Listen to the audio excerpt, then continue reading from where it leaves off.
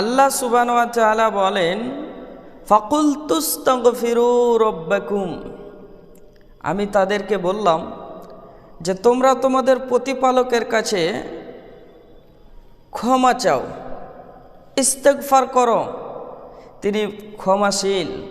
যখন ক্ষমা চাইবেন তখন আল্লাহ সুবহানাহু ওয়া তাআলা ক্ষমা করে দিবেন, একটা লাভ।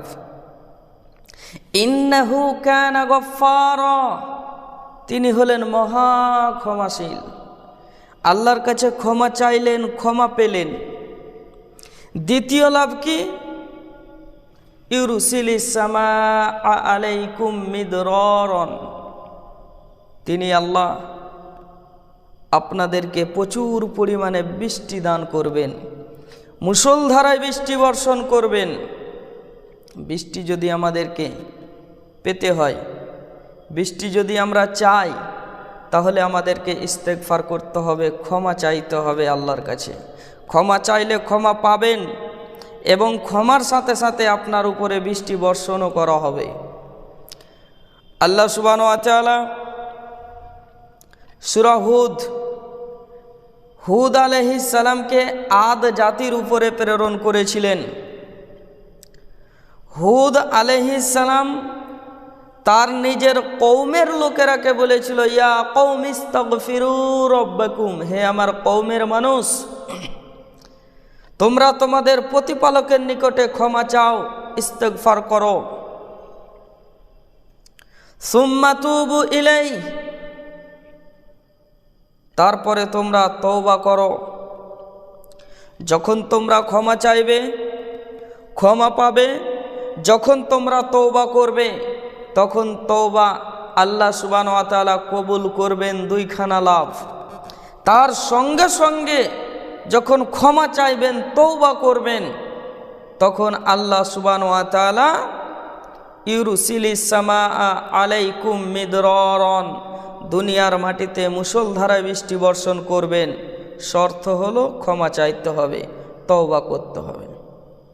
দুইখানা আয়াত থেকে আমরা বুঝতে পারলাম, যখন আমরা তওবা করব, যখন আমরা ক্ষমা চাইব আল্লাহ সুবহানাহু ওয়া তাআলার কাছে, ইস্তেগফার করব, আল্লাহ সুবহানাহু ওয়া তাআলার কাছে নিজের পাপগুলোকে তুলে ধরব, অন্যায়গুলোকে তুলে ধরব, নিজের অপরাধগুলোকে তুলে ধরব।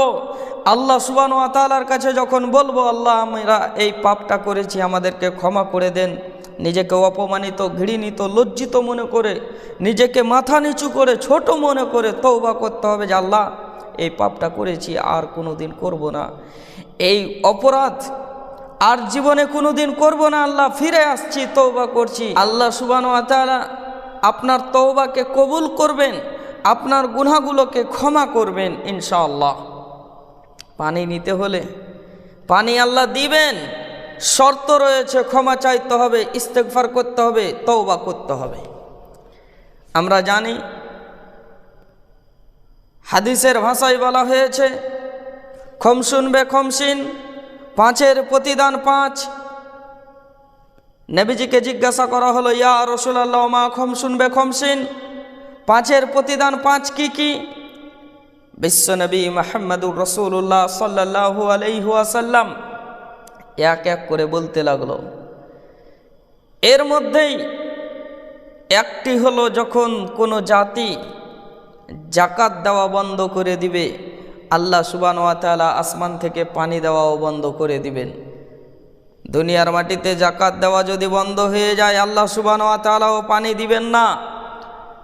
পানি, বৃষ্টি আমাদেরকে চাইতে হলে বৃষ্টি আমাদের উপরে বর্ষণ হবে যখন আমরা যাকাত দেওয়া আরম্ভ করব, যখন আমরা নিজেদের গুনাহগুলোকে তুলে ধরব, পাপগুলোকে তুলে ধরব, ক্ষমা চাইব, ইস্তেগফার করব, যখন আমরা তওবা করব, তখন আল্লাহ সুবহানাহু ওয়া তাআলা ইউরসিলিস সামাআ আলাইকুম মিদরারন, বৃষ্টি বর্ষণ করবেন, তওবা করবেন।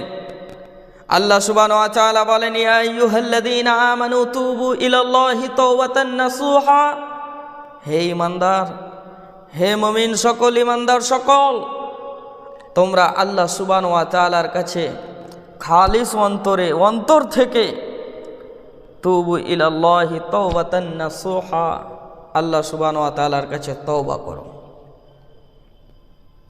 আশা করা যায় আল্লাহ সুবহানাহু ওয়া তাআলা তোমার গুনাহগুলোকে মোচন করে দিবেন, পাপগুলোকে ক্ষমা করে দিবেন।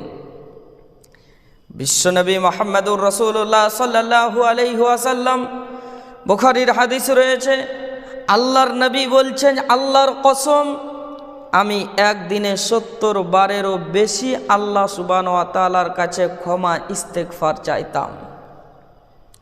অন্য হাদিসের দিকে যদি লক্ষ্য করেন দেখতে পাবেন আল্লাহর নবী মুহাম্মদুর রাসূলুল্লাহ সাল্লাল্লাহু আলাইহি ওয়াসাল্লাম বলেন,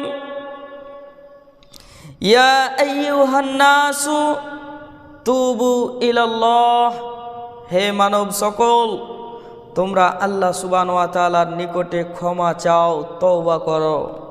নিশ্চয় আমি, বিশ্বনবী বলছেন, নিশ্চয় আমি দিনে 100 বার করে আল্লাহর কাছে তওবা চাই, ক্ষমা চাই, তওবা ইস্তেগফার করে থাকি। বন্ধুগণ, আমরা মানুষ, আমরা আদম সন্তান। আপনার হাদিস জানা রয়েছে, কুল্লু বানি আদামা খাত্তাউন, প্রত্যেক আদম সন্তানই হলো অপরাধী, গুনহগার, পাপী। এটা আমাদের ফিতরত, এটা আমাদের গুনাহ করা আমাদের অভ্যাস। এটা স্বাভাবিক যে আমরা গুনহগার, আমরা গুনাহ করব, আমরা মানুষ, আমরা পাপী। আর আল্লাহ সুবহানাহু ওয়া তাআলা পাপের ক্ষমা করেন। কুল্লু বানি আদামা খাত্তাউন, প্রত্যেক আদম সন্তানই অপরাধী, অন্যায় করবে।